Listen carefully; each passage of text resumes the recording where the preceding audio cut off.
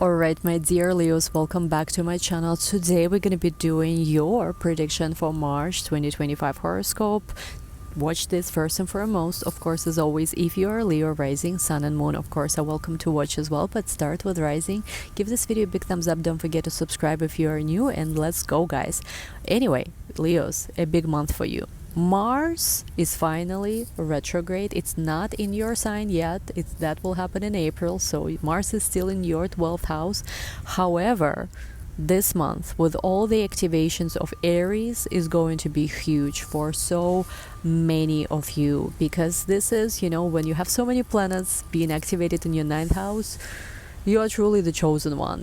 This month you are the lucky, how they say, the lucky duck, the lucky person who is really very much, if you allow it, the universe will truly guide you to every place that you are meant to go. Ain't no mountain, so to say, is high enough for you in the month of March. The month begins with Venus retrograde. Venus retrograde begins in the sign of Aries in your 9th house. So this is big for a lot of you. There is a lot of attention to the 9th house in general throughout this month, which is 9th house is about foreign travel. It is about education. It is about things like immigration, moving, traveling, dealing with foreigners. So a very, very big focus is going to be on everything that 9th house related. And because Venus is going to start its retrograde, the month begins with the retrograde there. Some of the things you might be changing your mind about, you might be shifting your beliefs even about. It's very, very huge. Now, on March 3rd, Mercury will enter Aries as well, where it's going to go retrograde just, like in less than 2 weeks from the day when it enters Aries. So again, very big focus, very, very big focus on figuring out something. Again, it could be foreigners in your life, it could be your own foreign travel, to relocate somewhere or not relocate somewhere. I have quite a few Leo rising clients who are very busy right now with either travel or needing to make a decision which country to move to, etc.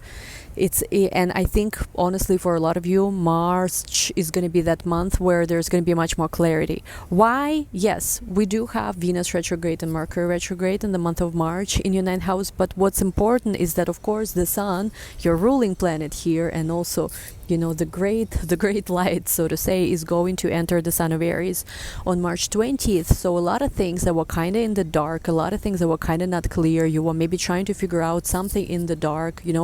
I always compare this to like looking for something in a dark room. And when you turn the light right, it's so much easier to find what you're looking for. In many ways, March is going to be that month where the light will finally turn on. Like, if before you kind of maybe sort of knew and were trying to make certain decisions, but again, it's like not everything was clear. Now, when the sun enters Aries on March 20th, it's like, oh, okay, I actually see what I need to do. Very, very important.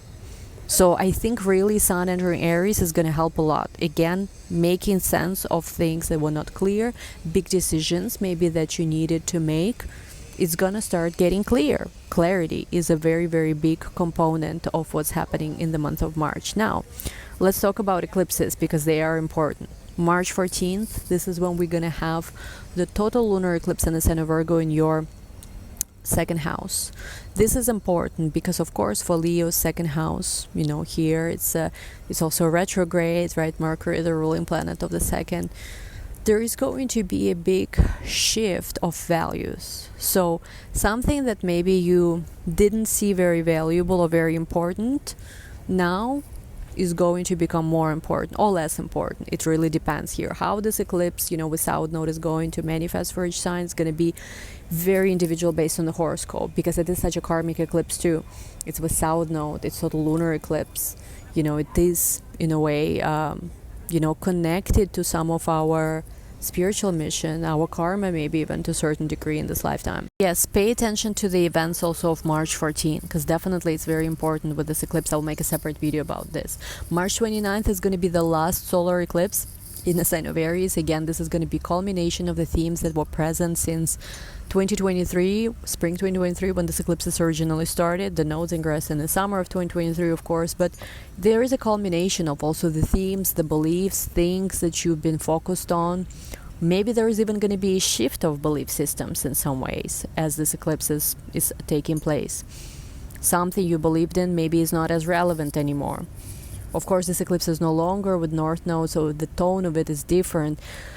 But again, even here, with this eclipse and also with March 30th ingress of Neptune into the sign of Aries, for a lot of you, you understand that right now there are certain things, certain direction you are guided in, and you have to follow the course. Even if maybe you're the only one who understands where this course is even taking you, you have to go certain places, you have to do certain things, and there is the support of the universe that is with you.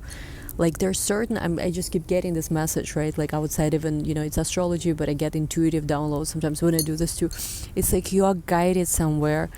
The universe is showing you the path towards something, and it is so important in the month of March more than ever that you follow it, even if it maybe is conflicting a little bit with the previous values you had or previous maybe things that you deemed or found valuable. It's so important to follow the course. Of course, Venus and Mercury both are going to be retrograde this month, and they will re-enter Pisces in the end of the month, which is for you is 8th house. So there's something about finding supporters, finding resources that you need in order to make your mission essentially happen, in order to go towards the mission that you have. Yes, starting end of March and also even going to April, there's going to be with this, of course, Mercury and Venus both retrograding back into 8th house, needing to find the support, needing to find the resources to make things that you need to happen. And I feel like you will find the resources and support. The most important thing here again for you Leos is understanding you definitely at this moment in time, whoever you are, whatever it is you're doing, for work, you have a mission. You are chosen on a specific path, to be on a specific path, to be in a specific mission, and everything in the world is supporting that. Don't get in the way of that.